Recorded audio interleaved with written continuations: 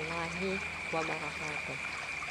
Nah, di sini ulun hendak menyampaikan tafsir surah Al-Baqarah ayat 253 tentang kelebihan rasul-rasul, yaitu rasul-rasul yang lain. Di sini ulun mengambil tafsir dari tafsir Al-Azhar karangan Buya Hamka. Yang pertama-tama ulun bacakan ayatnya. A'udzu billahi minasyaitonir rajim. Bismillahirrahmanirrahim. Tilka rusulu faddalna ba'dahum 'ala ba'd. Minhum man kallama Allah wa rafa'a ba'dahum darajat. وآتينا عيسى ابن مريم البينات وأيدناه بروح القدس ولو شاء الله ما اقتتل الذين من بعدهم من بعد ما جاءتهم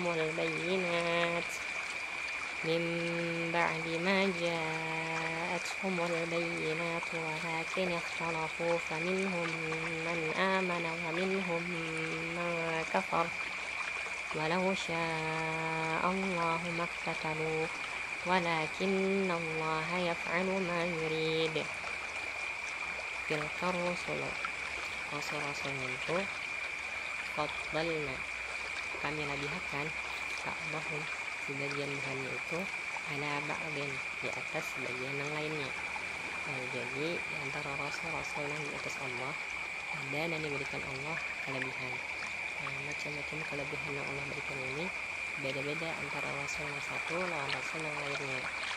Misalnya yang kayak Nabi Daud alaihissalam lawan Nabi Sulaiman alaihissalam, sidin berdua ini diberi kelebihan berupa kedudukan raja.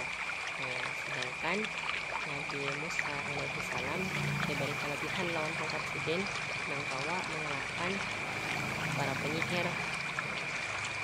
Sedangkan Nabi Ibrahim alaihissalam diberi kelebihan lawan anak keturunan sidin yang banyak dan berkembang. Nah, dari anak keturunan sidin ini banyak lahir para nabi dan rasul. Sampai-sampai sidin ini diberi gelar Abul Anbiya. Minhum, di antara bahannya mengkallamallah, ada yang Allah bertanya langsung lawannya. Sebagaimana yang dijelaskan dalam Al-Quran, kallamallahu Musa taklima. Nabi Musa merupakan salah satu nabi yang Allah nih pernah bertanding langsung lawan ini nih. Ada juga Nabi Muhammad yang ketika sejen Mi'raj bertemu dengan Allah secara langsung, yang sama juga Allah nih bertanding langsung lawan sejen ketika memberikan perintah salat. Tapi cara Allah bertanding ini cara kawa dipahami lebih dalam mesin kita, karena ini termasuk perkara yang gaib dengan dipahami.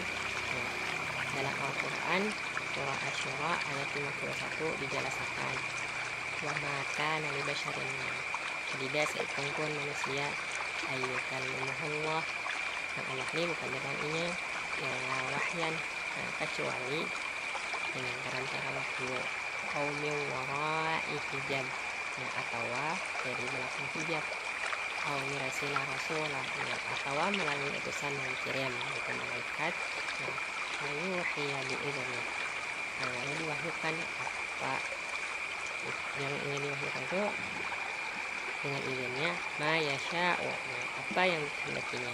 Innahu aliyyun hakim, sesungguhnya dia maha tinggi dan maha bijaksana. Menurut tujuan al-tafsir, Allah bertanya lawan Nabi Musa, lawan Nabi Muhammad juga pakai cara yang kedua yang disebutkan di ayat tadi itu, yaitu akan belakang tabir atau belakang hijab. Limbah Nabi Muhammad SAW milik Baitul Mi'raj, ada salah satu sahabat yang namanya tuh Abu Dar, ataupun Sidin. Kawalah Sidin melihat Allah ya pas Mi'raj itu. Limbah itu Sidin menjawab pada Sidin ini, kalau kawal melihat Allah ya karena tahalang lawan nur.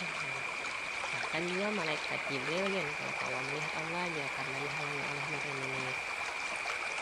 Waraka ba'dahum, dan sebagiannya Allah meninggikannya derajat beberapa derajat.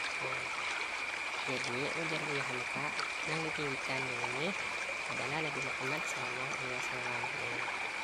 Sidini diladakan derajatnya dengan cara sidini dijadikan sebagai nabi penutup. Lawan dua sidini dimajukan oleh Allah, bertemu dengan Allah secara langsung. Lawan dua dakwah sidini merupakan dakwah yang paling berhasil dan terkenal nabi dan rasul. Sehingga ketika sidin meninggal, sidini meninggalkan kekuasaan Islam yang secara nyata. Ini kalau yang empat mengganti sidini berupa khalifah. Khalifah sidin selanjutnya ini kawa menaklukkan dua kerajaan yang benar. Yang saat itu tuh ada namanya Mekah di sebelah menyebelah, yaitu kerajaan Romawi lawan kerajaan Persia. Wa atayna Isa bin Maryam, dan kami berikan kepada Isa putra Maryam al-bayyinati, beberapa mukjizat. Ayyadnahu, yang kami kuatkan inya bi Ruhil Qudus, lawan Ruhul Qudus. Salah satu mukjizat yang diberi Allah kepada Nabi Isa adalah sidini dilahirkan ke dunia melalui cara yang istimewa, yaitu sidini bisi mama aja, tidak bisi abahnya. Dimana itu sidin juga diberi mukjizat yang lain, yaitu kalau mau obati orang yang garing, mau obati orang yang habus, lawan dua menghidupkan orang yang meninggal, hanya dia meninggal. Seberataan ini kalau sidin dewi atas izin Allah. Sidin juga dikuatakan kebenarannya lawan Ruhul Qudus. Itu tuh suci maksudnya, yaitu malaikat Jibril. Mengenai malaikat Jibril ini ada juga disampaikan dalam surah An-Nahl ayat 102. Qulna lillahi, sampaikan ya pada kami itu menurunkannya Al-Quran Ruhul Qudus mir rabbik, oleh Ruhul Qudus, yaitu malaikat Jibril, dari Tuhanmu dengan benar. Yusab bital ladina amanu, bisa menguatkan orang yang beriman. Wa hudaw wa busyra lil muslimin, kesan petunjuk lawan kabar gembira kesan orang yang berserah diri kepada Allah. Di antara semuanya rasul yang ada tuh, dalam ayat ini Allah menyebutkan 3 orang rasul, yaitu Nabi Musa yang diajak dipanggil oleh Allah, Nabi Muhammad yang diberi derajat yang tinggi, lawan Nabi Isa yang dikaruniai banyak mukjizat. Walau pengikut ketiga rasul ini mengalami perselisihan, pada dasarnya ajarannya nih sama sumbernya, sama isinya, yaitu ajaran untuk menyembah Allah Subhanahu wa Ta'ala. Matan ayat ini juga Allah menjelaskan pada sebagian rasul ada yang Allah lebihkan di atas rasul yang lainnya. Tapi manusia tidak disuruh jelaskan menambahi derajat ini lalu mengurangi derajat rasul yang lain. Ini sebagaimana yang difirmankan oleh Allah dalam surah Al-Baqarah ayat 136, la nufarriqu baina ahadin minhum, kami kadang beda-bedakan ya seorang pun di antara bahannya itu tuh. Jadi sikap kita bersama rasul-rasul ini menempatkan itu sesuai dengan derajat yang diberikan oleh Allah. Jadi Allah yang membedakan derajatnya dan kita ikuti. Jadi kita tidak boleh membeda-bedakan menurut perasaan kita sendiri. Sikap kita lawan buah rasul Allah ini sama kayak sikap kita wayah kita melihat bintang-bintang di langit. Kita tahu bintang tuh ada sama tingginya di langit, tapi kita di bumi ini melihatnya sama aja tingginya berataan, karena saking tingginya sudah. Walau sya Allah maktatalu, jika Allah ini berkehendak ada pacangan kita ini bunuh-bunuhan. Alladzina min ba'dihim, orang-orang yang datang setelah rasul-rasul ini, min ba'di ma ja'athumul bayyinat, limbah datang kepada mereka ini bukti-bukti yang nyata.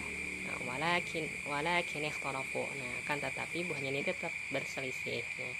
Jadi petunjuk matan Allah ini sejujurnya sudah datang. Manusia juga selalu mengharapkan supaya kawa bersatu. Petunjuk itu tuh asalnya padahal satu juga matan Allah. Jadi ajaran yang dibawa oleh rasul-rasul ini sama juga. Misalnya kita memperhatikan misalnya matan kitab Taurat, Zabur, Injil sampai ke Al-Quran. Dan ini jangan tahu pada kitab itu padahal mengajarkan ajaran yang satu, yaitu ajaran tentang adanya yang Maha Kuasa. Walaupun beratan agama nih ngarannya belain-lain menyebut Sidin yang maha kuasa nih, padahal sama aja dalam hati ini menganggap nang kita sembah tuh yang itu tukang sudah zat nang maha kuasa. Nah di Indonesia, nah wayah awal-awal masuknya agama Islam yang sebujurannya kadidai perselisihan masih. Nah tapi pas semakin kesini semakin banyak ajaran-ajaran yang masuk dan pemahaman-pemahaman Islam yang lebih mendalam masuk. Nah timbul perselisihan. Nah, di awal abad ke-20 muncul perselisihan antara orang yang mempertahankan tawasul, wasilah, suluk. Nah lawan orang yang menganggap nah itu tuh sebagai perbuatan yang ada berasal mata rasul. Nah buahnya itu menganggap itu tuh syirik. Nah jadi dimulai perselisihan karena berbedaan pendapat tadi teh. Nah di Sumatera Barat juga timbul perselisihan antara ulama nang tatuha lawan ulama nang ta'anum. Nah, sedangkan di Jawa terjadi perselisihan antara buhan ulama nang anum yang berubah menjadi Muhammadiyah lawan golongan nang tatuha yang berubah menjadi Nahdlatul Ulama. Nah bahkan juga pendatang bubuhan Arab nang hijrah ke Indonesia yang gesan berdakwah nih terbagi menjadi dua kubu. Nah yaitu kubu keturunan Buhan Syed nang kita sambatnya Alawiyin lawan juga nang lain Syed nang jadi perkumpulan Al-Irsyad. Nah yaitu pangdah sejarah nih membuktikan apa nang disambatakan dalam ayat ini, yaitu limbah datangnya keterangan-keterangan Allah nang sangat jelas ini nih dimulai perselisihan tetap walau sya Allahu maktatalu. Nah jikanya Allah tuh hendak kan mungkin berbunuh-bunuhan, walakin Allah yaf'alu ma yurid. Nah akan tetapi Allah nih menggui apa nang tidak kehendaki. Nah dari sini Allah menjelaskan padahal bila Allah nih menghendaki kan mungkin padahal terjadi perselisihan itu tuh. Nah, selain itu tuh juga perselisihan nih lain hal yang diketujui oleh manusia kan juga diketujui oleh Allah. Nah tapi walaupun disampaikan kayak itu Allah tuh berbuat apa yang dikehendakinya, kada berarti manusia menghadingi takdir aja nang kayak pendapat Buhan Jahmiyah. Bukan berarti Allah nang mentakdirakan adanya perpecahan ini. Allah tuh udah pada menyampaikan keterangan-keterangannya melalui Buhan rasul-rasulnya tuh nang diutus, tapi masalahnya manusia aja nang ada kawa mengatasi hawa nafsunya sampai mengaburakan keterangan yang disampaikan lawan Buhan rasul-rasul tadi teh. Nah, sekian tafsiran yang ulun sampaikan. Assalamualaikum warahmatullahi wabarakatuh.